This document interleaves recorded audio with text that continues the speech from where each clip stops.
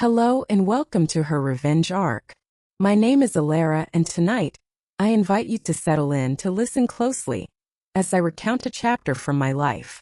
This is not a story of sound and fury, of loud confrontations and slammed doors.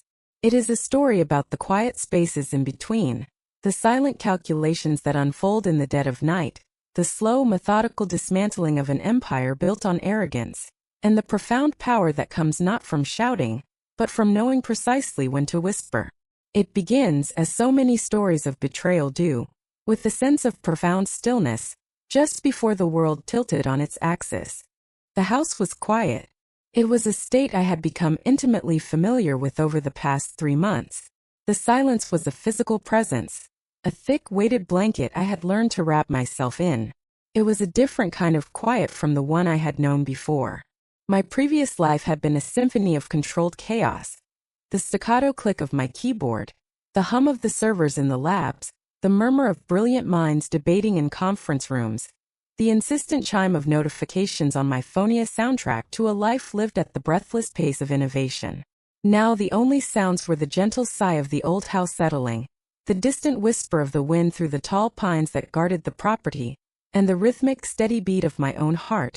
A metronome I had become acutely aware of since the doctors had given it a name, a diagnosis, a reason for this forced, unwelcome hibernation. My world had shrunk to the 4 walls of my study. It was a room I had always loved, paneled in dark, comforting cherry wood, a testament to my father's classic taste. One wall was floor-to-ceiling bookshelves, crammed not just with technical manuals and business treatises, but with poetry, history, and philosophy. My father believed a good mind was a well-rounded one. He had built this house just as he had helped build the company that had, until recently, been my entire world, Ethelgard Innovations. Ethelgard. The name itself was a promise, a statement of intent. It spoke of legacy, of steadfastness, of a fortress of ingenuity. My father, Arthur Vance, had been one of the founding engineers, a visionary who saw technology not just as a tool for profit, but as a medium for progress, a way to sculpt a better future. He poured his soul into the company, and when he passed away far too young, he left me with 2 things: a profound sense of responsibility to his legacy, and a substantial, carefully managed portfolio of Ethelgard stock. 4 years, I had kept my status as a major shareholder a closely guarded secret, held in a blind trust managed by our family's oldest and most trusted advisor, Mr. Davies. I didn't want the inheritance to define me. I wanted to earn my place. I started in the junior development program, worked my way up through grit and late nights, through successful projects and hard-won respect. I wanted the name on my office door, Alara Vance, head of strategic development, to mean something on its own merit. And it did. I was proud of what I had built, of the teams I had led, of the products we had launched that truly made a difference. I had even, for a time, looked up to Marcus Thorne, the man who took over as CEO after the founding generation stepped back. In the beginning, he seemed to possess the right blend of charisma and business acumen. He spoke my father's language of innovation and legacy. He would often call me into his office, seeking my opinion, calling me Arthur's brilliant daughter, a chip off the old block. I mistook his cultivation of me for genuine respect. I saw him as a custodian of my father's dream. The truth, I would learn, was far more cynical. He saw me as a symbol, a useful link to the company's hallowed past, a tool to be displayed to reassure the old guard while he slowly, methodically began to hollow out the company's soul for short-term gain. The first signs were subtle. The budget for long-term, speculative R&D, the very heart of Ethelgard, was quietly trimmed. A new emphasis was placed on marketing buzzwords over engineering substance. Talented, veteran engineers, the ones who remembered my father and shared his ethos, began to take early retirement or leave for competitors, their departures marked by polite, sterile corporate announcements that belied the growing discontent. They were replaced by slick, aggressive executives, men who mirrored Marcus's own brand of polished ruthlessness. The culture began to shift from one of collaborative creation to one of cutthroat competition. The quiet hum of innovation was replaced by the sharp, anxious chatter of insecurity. I had tried to raise my concerns. I presented data, showed the projected long-term decline in our innovation pipeline, and pointed to the worrying trend in employee turnover. Marcus would listen with a patient, indulgent smile, pat my hand and say, "Ilara, you have your father's passion, but the market has changed. We have to be leaner, more aggressive. Trust me." And then my body, as if in protest of the stress and the slow-motion heartbreak of watching my father's legacy be dismantled, betrayed me. It started with the fatigue that seeped into my bones, a weariness that no amount of sleep could cure.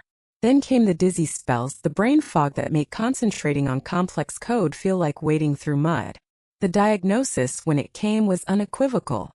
A rare autoimmune disorder, exacerbated by chronic stress. My doctor was firm. "You need to stop. Not slow down. Stop. For at least 6 months.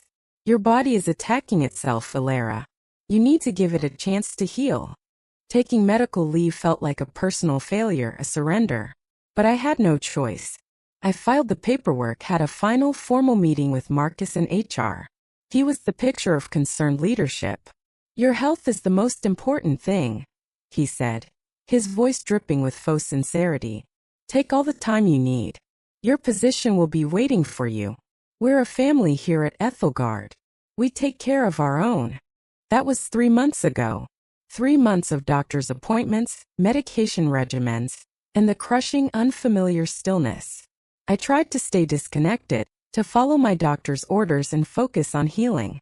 But my mind would drift back to Ethelgard, to my team, to the projects I'd left hanging. I felt adrift, unmoored from the identity that had defined me for so long. That particular morning, I was feeling a fragile sense of optimism. The new medication seemed to be working. The fog in my mind had lifted slightly, and for the first time in weeks, I had woken up feeling not just rested but present.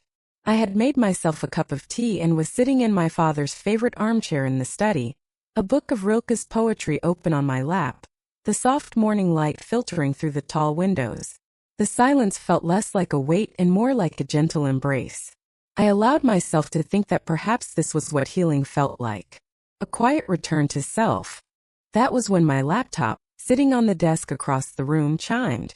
It was a soft, innocuous sound, but in the profound silence of the house, it was as jarring as a gunshot. I hadn't received a work-related email in months. I had set up filters to divert everything to a separate folder, to be dealt with upon my return.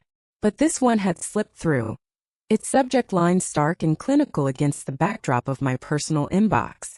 Subject: Update regarding your employment status. My brow furrowed. Update? That was a strange, cold choice of words.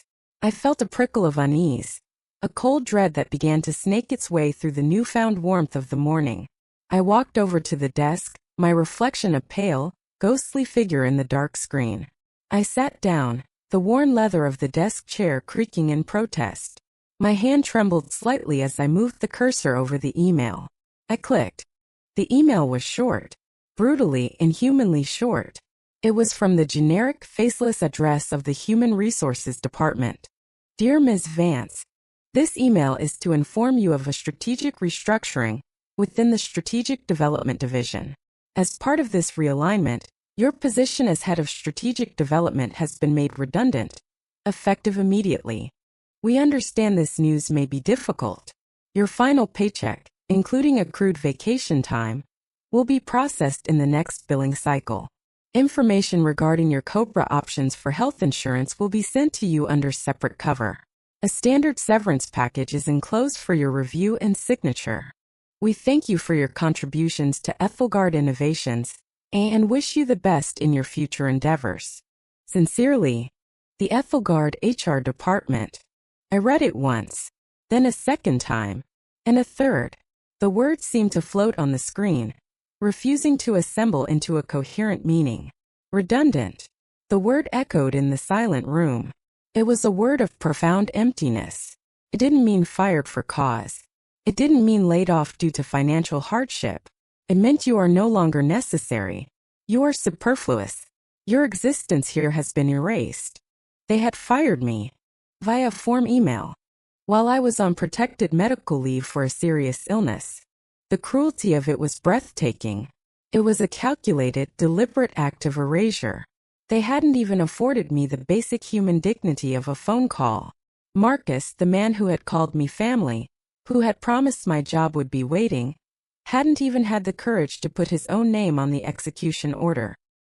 He had delegated it to the sterile anonymity of HR. The initial shock was a physical blow, knocking the air from my lungs. The room seemed to tilt, the bookshelf swimming before my eyes. I felt a wave of nausea. But then something else began to rise through the shock. It wasn't the hot, blinding rage I might have expected. It wasn't the flood of tears or the crushing despair. It was something colder, something heavier, something ancient. It was the feeling of ice forming in my veins. I looked around the study at my father's books, at the framed photo of him on the desk, his arm around a much younger Marcus Thorne at the company's 10th anniversary party, both of them beaming. I looked at the Ethelgard mission statement, which my father had written himself, framed on the wall. To build a future worthy of our imagination. Marcus hadn't just fired an employee. He hadn't just broken the law by terminating someone on medical leave. He had desecrated a legacy. He had spat on my father's memory. He had taken my dedication, my loyalty, my very health, and discarded it all with the cold, impersonal click of a mouse. He thought I was a redundant employee, a sick, forgotten middle manager he could quietly sweep away as he continued his pillaging of the company. He didn't know that the sick, forgotten middle manager he had just tried to erase was, through a blind trust named the Vance Legacy Fund, the single largest anonymous shareholder in his company. A slow smile touched my lips for the first time that day. It was not a happy smile. It was a smile of pure glacial clarity. He thought he was restructuring the company. He had no idea I was about to restructure his entire world. My future endeavors, as the email so quaintly put it, had just become crystal clear. It was time to remind Marcus Thorne what the name Vance truly meant. The quiet was over. It was time to get to work. My first call was not to a lawyer, though that would come. My first call was to the one man who had been my father's confidant and my steadfast guardian, Mr. Davies. He answered on the second ring, his voice calm and reassuring as it had always been. "Alara, my dear. I was just thinking of you. How are you feeling?" I took a deep breath, the cold resolve solidifying in my chest. "I'm feeling much better, Mr. Davies," I said, my voice even and steady. "In fact, I believe my health has just taken a remarkable turn. I have a project I'd like to discuss with you. It involves the Vance Legacy Fund. Tell me, how do you feel about a hostile takeover?" The silence on the other end of the line was brief, but I could almost hear the gears turning in his brilliant strategic mind. When he spoke again, there was a new edge to his voice, a hint of the formidable tactician he was. "I will clear my schedule," he said. "Come to my office. We have much to discuss." The house was still quiet as I hung up the phone, but it was a different silence now. It was the charged, electric quiet of a chessboard in mid-game. It was the silence of a predator that has caught the scent of its prey. It was the silence of my revenge arc just beginning. The offices of Davies, Lockwood and Finch were a world away from the gleaming modern glass and steel aesthetic of Ethelgard. They occupied a historic brownstone in the city's old financial district, a bastion of quiet, old money power. The air inside smelled of aged leather, lemon polish, and the crisp, clean scent of important paper. It was a place where fortunes were protected and dynasties were preserved, not through flashy aggression, but through meticulous planning and unshakable discretion. Mr. Alastair Davies was the living embodiment of his firm. In his late 60s, with a full head of silver hair and eyes that held the wisdom of 1,000 complex contracts, he was a man who radiated competence and integrity. He had been my father's best friend since their university days, his legal counsel, and the executor of his will. After my father's death, he had seamlessly transitioned into the role of my mentor and protector, managing the Vance Legacy Fund with a jeweler's precision. He greeted me not in a sterile conference room, but in his personal office, a space as comfortable and erudite as the man himself. A fire crackled in the hearth, even though it was only early autumn, casting a warm glow on the mahogany walls and the Persian rug. He poured me a cup of jasmine tea himself, his movements deliberate and calming. "Now," he said, settling into the large leather armchair opposite me, "tell me everything. And do not spare a single detail." I did. I recounted the story of the email, my voice devoid of the emotion that had churned within me just hours before. I spoke with the detached precision of an engineer outlining a problem. I laid out the timeline of my medical leave, the reassurances from Marcus, the callousness of the termination. I then forwarded him the email itself. He read it on his tablet, his expression unreadable at first. He scrolled through it slowly, then read it again. A muscle in his jaw twitched. When he finally looked up, his calm, wise eyes had turned to flint. "The unmitigated audacity," he murmured, his voice a low growl. "To do this while you are on protected leave is not just immoral. It is flagrantly illegal. The grounds for a wrongful termination lawsuit are ironclad. We could have them in court for months and we would win. Substantially." I shook my head, taking a slow sip of my tea. The warmth of the cup was a small, steady anchor. "A lawsuit is what he expects, Alistair. It's a cost of doing business for men like Marcus. He'd have Ethelgard's legal team, funded by the company's own profits, tie it up in litigation for years. He'd paint me as a disgruntled employee. It's messy, it's public, and in the end he pays a fine, a settlement, and carries on. The money isn't the point. This isn't about compensation." "Then what is it about?" he asked, though I could see in his eyes that he already knew. "It's about the soul of the company," I said softly. "It's about my father's name. A lawsuit punishes the company, the very entity I want to save. The shareholders, the good employees who are still there, they would bear the cost. The disease is Marcus Thorne. A lawsuit is merely a treatment for a symptom. I'm interested in a cure. I want to excise the cancer." Mr. Davies leaned back, a slow, appreciative smile spreading across his face. "A hostile takeover." He repeated my words from the phone call. "A dramatic course of action. It's costly, it's risky, and it will require a level of strategic warfare that will make your previous job look like child's play." "I'm aware," I said. "That's why I'm here. You and we know where the skeletons are buried because my father helped build the closets. Marcus thinks I'm a programmer. He's forgotten that my father taught me to read a balance sheet before I learned to write code. He's forgotten that you taught me the principles of corporate governance. The Vance Legacy Fund currently holds 18% of Ethelgard's voting stock," Mr. Davies said, shifting into business mode. He swiveled his chair to a discreet monitor built into his credenza. "It makes us the largest single shareholder, but our stake is held anonymously through a series of shell corporations and trusts, a structure I designed for this very purpose of discretion. Marcus has no idea. The board only knows that a silent, benevolent entity known as the Legacy Fund exists. They've likely grown complacent about it, assuming it's a passive, long-term institutional investor. Complacency is a weakness," I noted. "One I intend to exploit. What is Marcus's personal stake?" "A paltry 2%, Mr. Davies scoffed. "And most of that is in stock options that haven't fully vested. He's a hired gun, Alara, not a founder. His power is derived entirely from his position as CEO and the confidence of the board he has carefully stacked with his own allies. So the path is not through a simple majority share purchase," I mused. "The path is through the board. A proxy fight." "Precisely," he confirmed, his eyes gleaming with intellectual excitement. "We don't need to own 51% of the company. We just need to control 51% of the votes at the next annual shareholder meeting.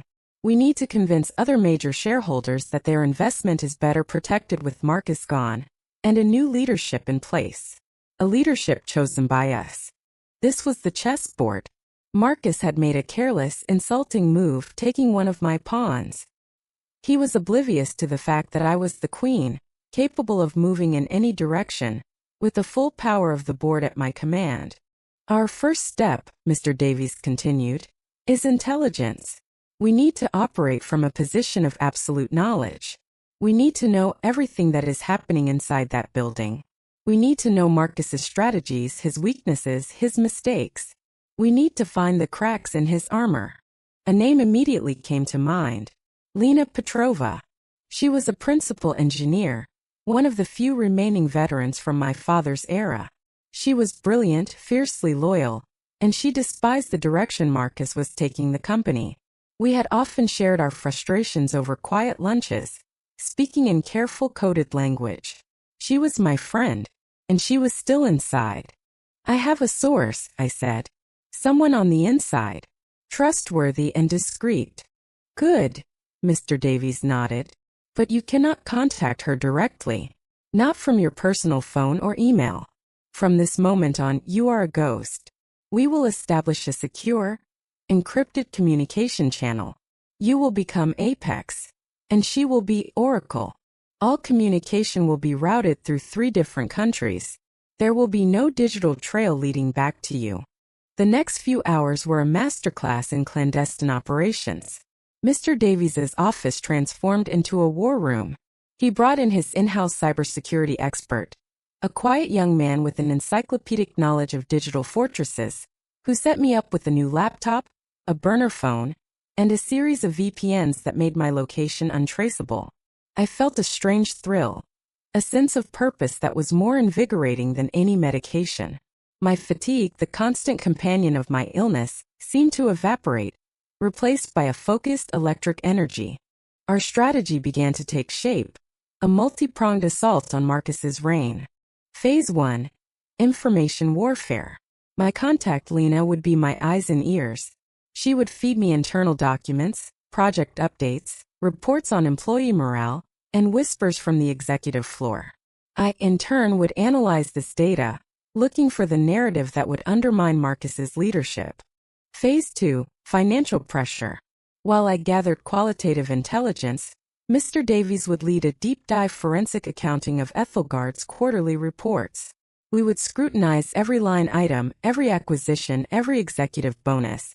We were looking for vanity projects, wasteful spending, and any financial decisions that prioritize short-term optics over long-term stability. Phase 3. The coalition. Armed with this information, Mr. Davies would begin a campaign of quiet diplomacy. He would discreetly approach the other major institutional shareholders, pension funds, investment banks, other legacy stakeholders. He would not reveal my identity, but would act as the representative of the concerned Vance Legacy Fund. He would present our meticulously gathered evidence, showing them in undeniable terms how Marcus Thorne's leadership was actively devaluing their investment and putting the company's future at risk. Phase 4. The ambush. The annual shareholder meeting was in 4 months. That was our deadline. We would use the intervening time to build our case and our coalition. Then, at the meeting, when Marcus was on stage, delivering his self-congratulatory speech, we would strike. We would call for a vote of no confidence and install our own interim CEO to right the ship. "This will be your full-time job now, Alara," Mr. Davies said, his tone serious. "Your recovery is still paramount, but I have a feeling that having a mission, a righteous fight, might be the best medicine of all." He was right. As I left his office late that afternoon, the city was bathed in the golden light of the setting sun. I felt a sense of clarity I hadn't experienced in years. The betrayal had been a fire, but instead of consuming me, it had forged my will into steel. Marcus had meant to discard me, to render me powerless. Instead, he had given me a singular, all-consuming purpose. He had woken a sleeping giant. Back in the quiet of my study, the room no longer felt like a sick ward or a prison. Felt like a command center. I set up the new encrypted laptop next to my old one. The juxtaposition was stark. One represented the life that had been taken from me, the other, the instrument of my reclamation. I sent my first message through the secure channel. To Oracle. From Apex. Subject. A new project. The restructuring has been initiated. I am now outside the wall. I need your eyes. More soon. The reply came back in under a minute. Apex. From Oracle. Subject. A new project. I'm glad you're safe. My eyes are yours. Tell me what you need to see. The game was afoot, and I intended to win. The following weeks unfolded with the quiet intensity of a developing storm. My days fell into a new rhythm, a disciplined routine that was the strange fusion of convalescence and corporate espionage. Mornings were for my health. Light yoga, meditation, a healthy breakfast, and the medication that was slowly coaxing my body back into a state of equilibrium. Afternoons and evenings were for the war. My study became my sanctuary and my battlefield. I had a second large monitor installed, and my desk, once home to poetry books and tea mugs, now bristled with technology. One screen was dedicated to the secure communication channel with Lena, my oracle. The other was a constant stream of financial data, market analysis, and news feeds related to Ethelgard and its competitors. The information from Lena began as a trickle, then became a flood. She was a master of her craft, both as an engineer and now as an informant. She sent me drafts of internal memos, minutes from meetings Marcus thought were private, and project status reports that were sanitized before they reached the board. She was my periscope into the submarine of Ethelgard, and what I saw confirmed my worst fears. Marcus was running the company like a personal fiefdom. The R&D budget hadn't just been trimmed, it had been gutted. The funds were being funneled into a series of high-cost, low-substance vanity projects. One was a ludicrously expensive rebranding campaign, complete with the new meaningless logo that looked like a child's scribble and a series of synergy and disruption commercials that said absolutely nothing about the products themselves. Millions of dollars were being spent on consultants who specialized in corporate jargon. Another project, codenamed Project Chimera, was a hastily planned acquisition of a flashy but financially unstable social media startup. Marcus was touting it as Ethelgard's entry into the new digital frontier. But the documents Lena sent me showed a different story. The startup had massive debt, a shrinking user base, and no clear path to profitability. Marcus was pursuing it because its young, charismatic CEO was a media darling, and he wanted to be seen in the same light. He was trading Ethelgard's hard-won reputation for engineering excellence for a quick hit of fashionable relevance. I meticulously organized this information, building a detailed dossier on Marcus's mismanagement. Each document Lena sent was another nail in his corporate coffin. I annotated them, cross-referenced them with public financial statements, and wrote detailed summaries, compiling a mountain of evidence that was as damning as it was undeniable. Meanwhile, Mr. Davies was working his own quiet magic. He began his diplomatic tour, meeting with the representatives of the other major shareholders. He started with the most conservative, the massive North Star Pension Fund, which held a 7% stake in Ethelgard. Their primary concern was long-term stability and reliable dividends, things Marcus's flashy, risky moves were actively threatening. Mr. Davies didn't go in with accusations. He went in with questions. He would present a piece of publicly available data dip in a key performance indicator, an unusually high expenditure in the marketing budget, and simply ask, "Does this concern you?" He planted seeds of doubt, leveraging his reputation for prudence and sagacity. He never mentioned my name or a proxy fight. He was merely a concerned steward of a significant legacy fund, asking the questions that any responsible fiduciary should be asking. His first report back to me was cautiously optimistic. "North Star is conservative," he wrote in a secure message. "They dislike instability. They are listening. The seed is planted. Now we let it germinate." My communication with Lena was the lifeline of the entire operation. We never spoke on the phone. Our messages were brief, encrypted, and to the point. But within that digital sparseness, I could feel her anxiety and her courage. She was risking her career to help me. One evening, a message from her came through that was different. It was longer, more personal. "Alex, morale on the engineering floor is at an all-time low. We just lost 2 more senior architects. They were from your old team. Marcus held a town hall today. He called the departing engineers dinosaurs, who were resistant to change. He announced the Chimera acquisition is moving forward. He called it the future. People are terrified. This isn't the company your father built. This isn't the company we loved. what you are doing. It's the only hope we have left. Be careful. Her message solidified my resolve. This was no longer just about my personal grievance. It was about the dozens of brilliant, loyal employees who were being demoralized and discarded. It was about the very identity of Ethelgard. I was fighting for all of them. The most nerve-wracking part of the plan was the next step: actively increasing our stake. Mr. Davies and I decided that moving from 18% to just over 25% would give us a psychological and strategic advantage. It would make our voting bloc so significant that it could not be ignored, and it would give us more leverage in our back-channel negotiations. But buying up another 7% of a publicly traded company without attracting attention is like trying to move a whale through a swimming pool without making a splash. The purchases had to be small, executed through multiple brokers across different exchanges, and timed perfectly to coincide with natural market dips. Mr. Davies orchestrated it with the skill of a symphony conductor. For 2 weeks I was glued to my screen, watching the stock price, my heart pounding with every transaction. Each small purchase felt like a victory. I was using the money Marcus's mismanagement was costing the company.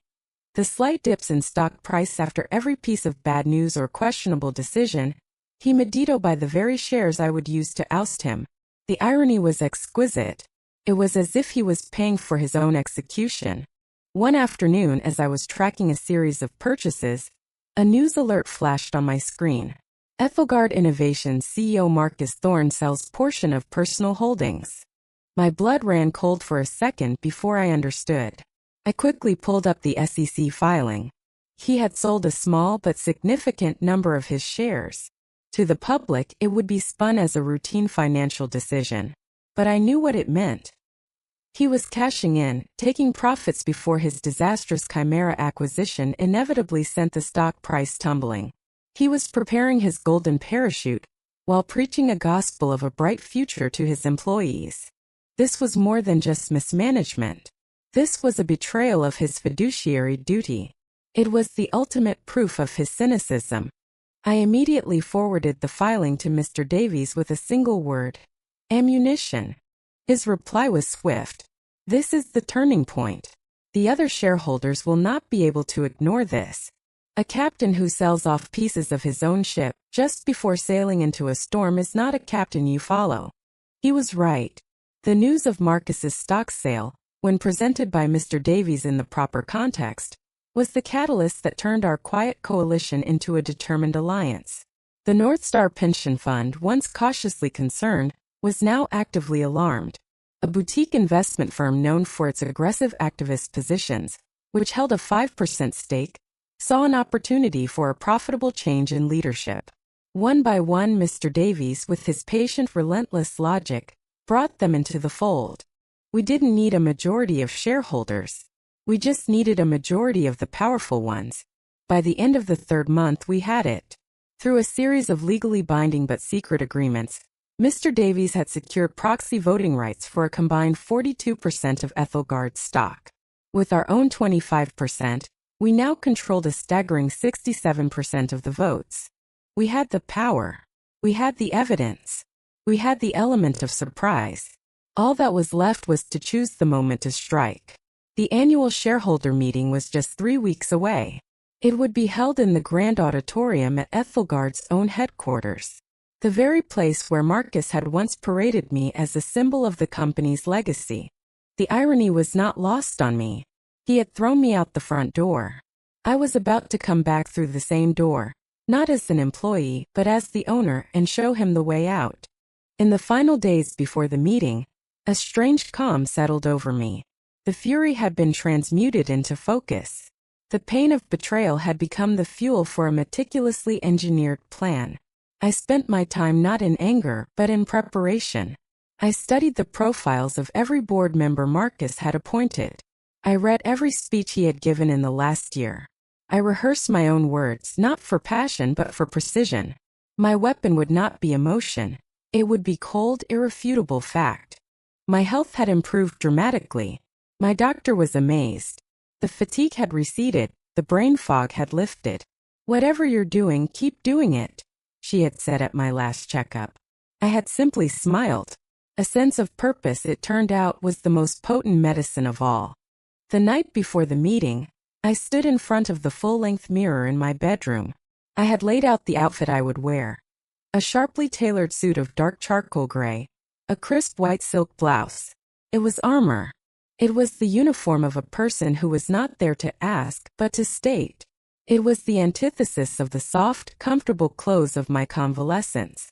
I thought about the journey of the last few months. The shock of the email, the cold resolve in Mr. Davies's office, the clandestine messages with Lena, the thrill of the secret stock purchases, the quiet satisfaction of building our coalition.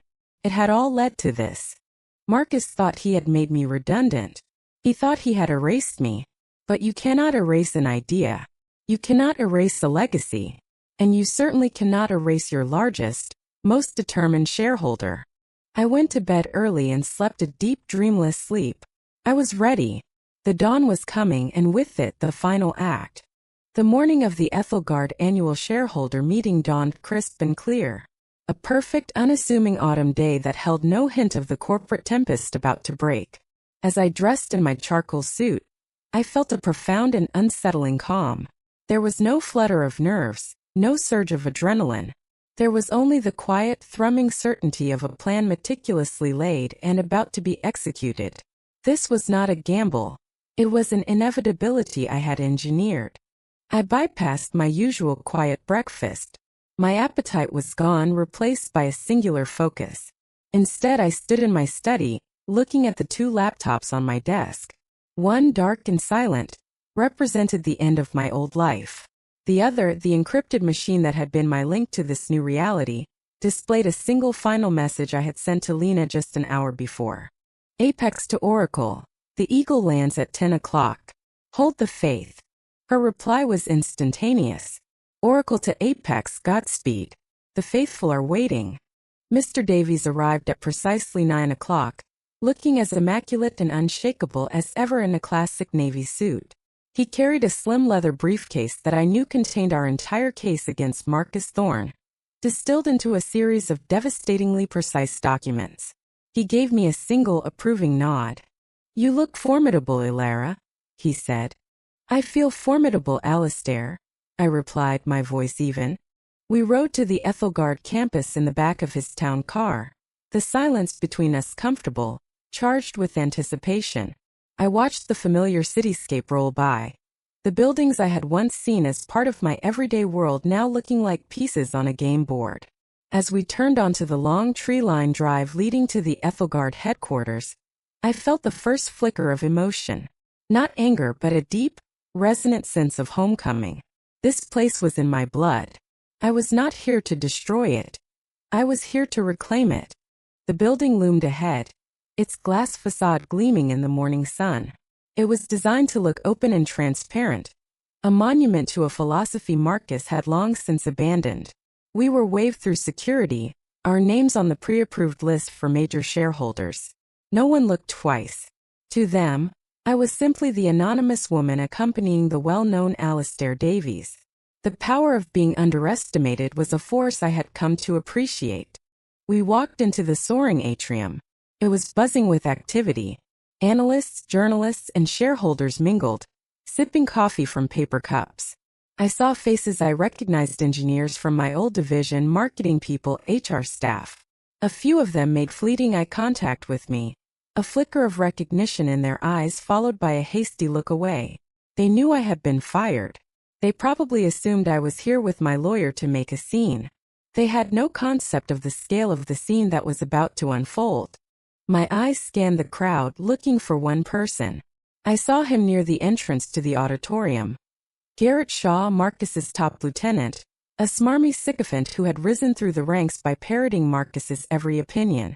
He was the one who had championed the gutting of the R&D department, calling it trimming the fat. He saw me, and a smug, contemptuous smirk crossed his face. He leaned over to say something to a colleague, who then glanced at me with pity. They thought I was a ghost at the feast. They had no idea I was the one who had written the menu. Mr. Davies and I didn't linger. We proceeded directly to the auditorium and took our seats in the second row, a section reserved for the company's most significant investors. The seats on either side of us were already occupied by the representatives of the North Star Pension Fund and the other members of our silent coalition. There were no winks, no secret handshakes. Just a few brief, almost imperceptible nods of acknowledgement.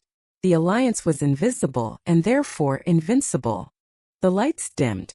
The low murmur of the crowd died down.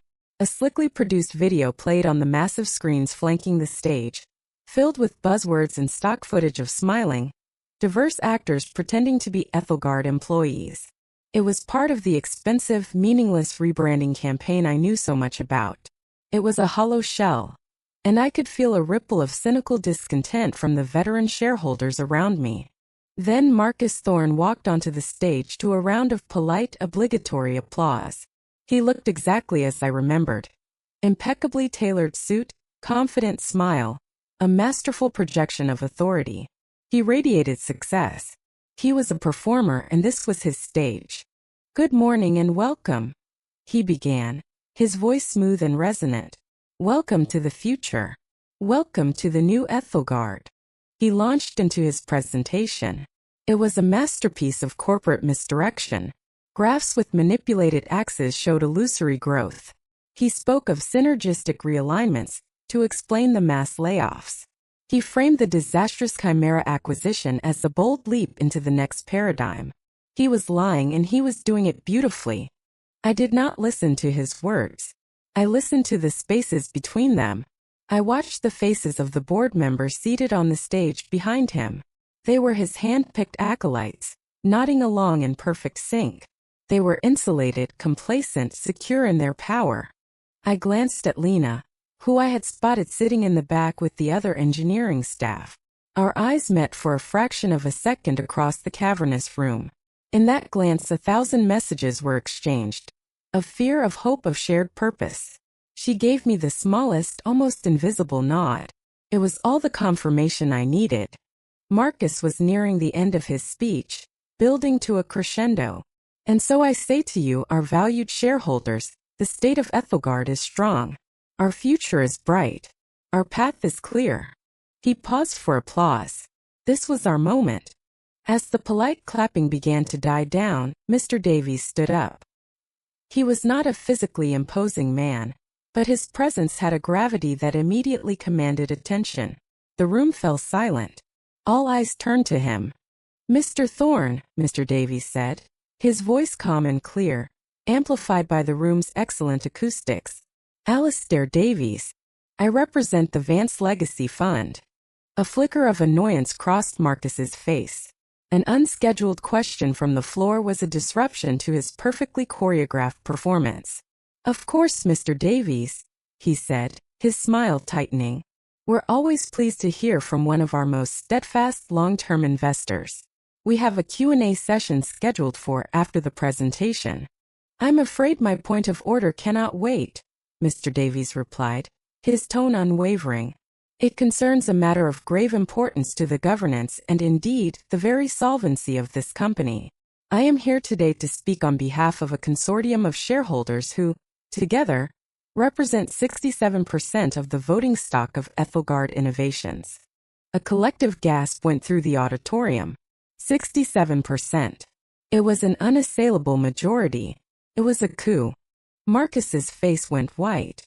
The confident smile vanished, replaced by a mask of stunned disbelief.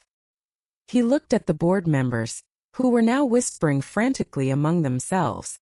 He looked out into the crowd of investors, his eyes darting back and forth, trying to understand what was happening. His carefully constructed world was crumbling around him in real time. 67%, he stammered, his voice losing its polished baritone. That's impossible. Who?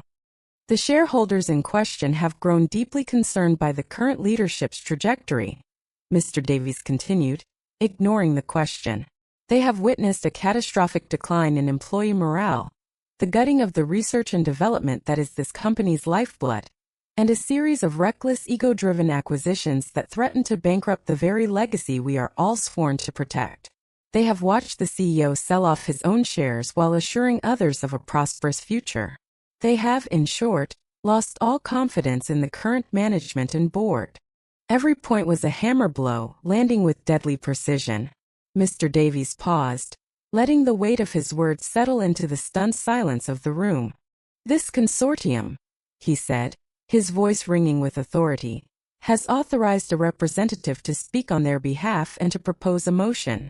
A representative who has a unique and deeply personal understanding of this company's original values. A representative whom you, Mr. Thorne, cast aside."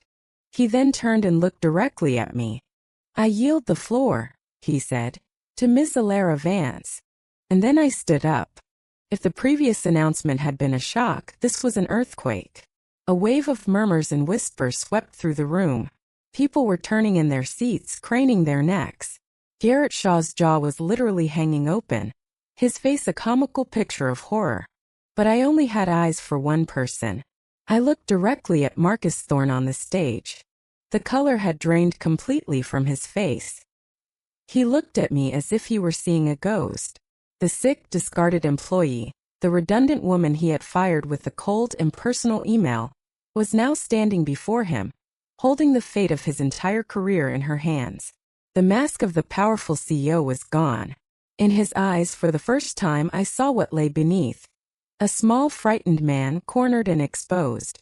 I walked calmly from my seat to the small lectern on the aisle, reserved for shareholder comments. I did not rush. Every step was deliberate.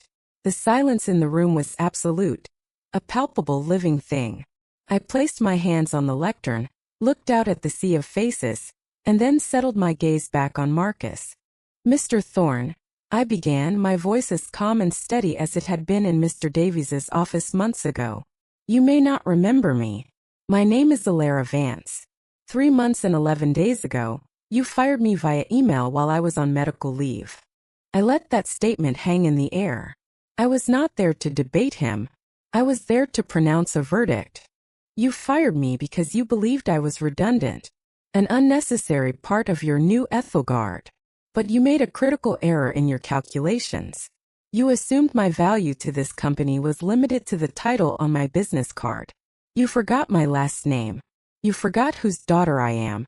And you forgot, or perhaps never bothered to learn, who your largest shareholder was.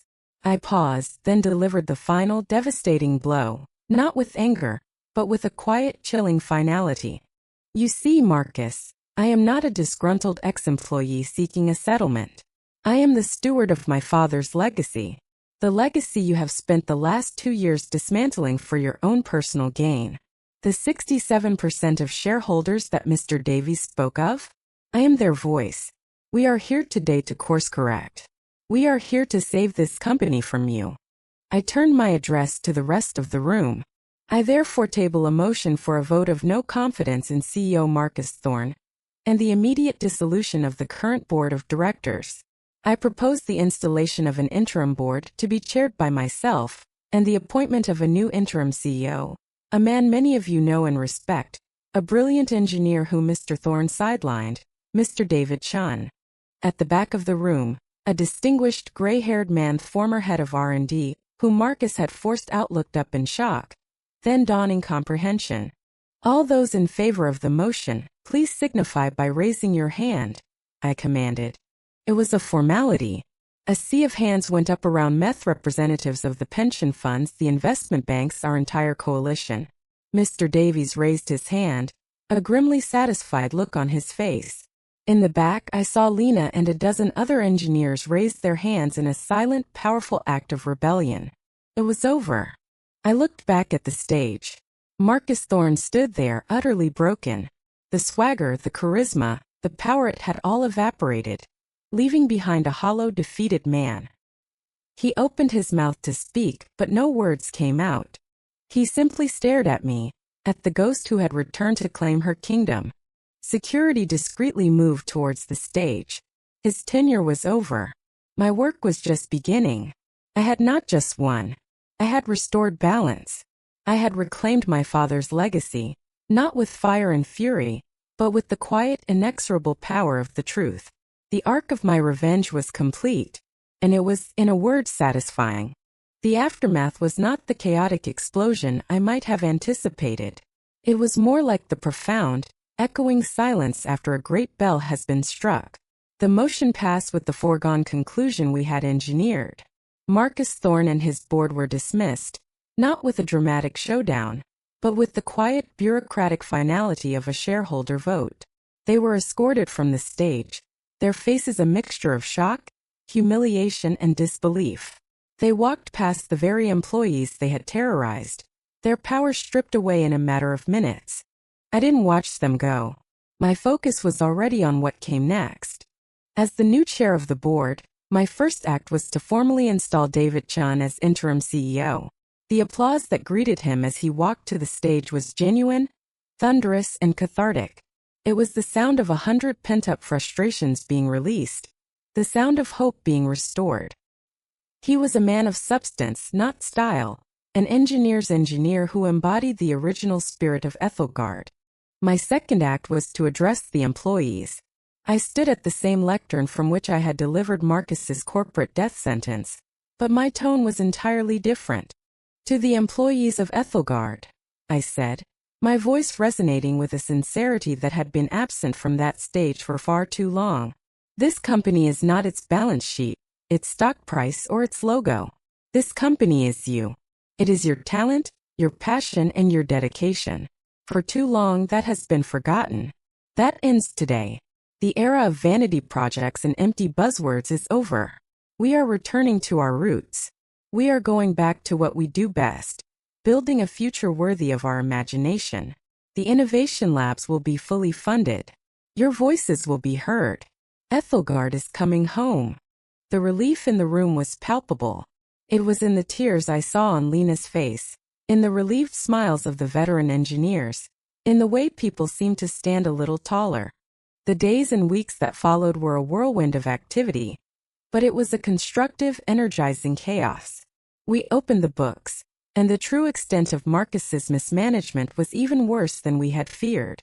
The Chimera acquisition was a financial black hole, and my first order of business with the new board was to unwind the deal, cutting our losses before they became catastrophic. We re-established the R&D budget, rehired some of the key talent Marcus had driven away, and started a company-wide listening tour to begin the long, slow process of rebuilding the culture of trust and collaboration he had so thoroughly poisoned. I did not take the CEO position for myself. That was never my goal. Power for its own sake held no appeal to me. My power came from ownership, from stewardship.